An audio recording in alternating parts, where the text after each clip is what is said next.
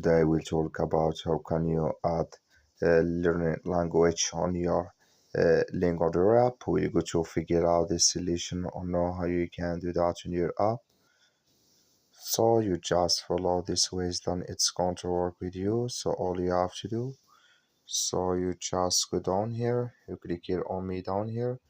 When you just click here on me, it's going to take you to this list. It's going to show for you like this here. So then all you have to do, so you just go down here, you keep going down, then you can have your language learning, just click on it here.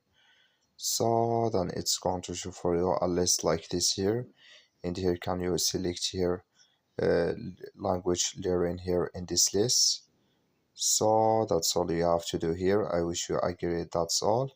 So just follow this ways, then it's going to work with you. Thank you for watching. Don't forget to support us by liking and subscribe.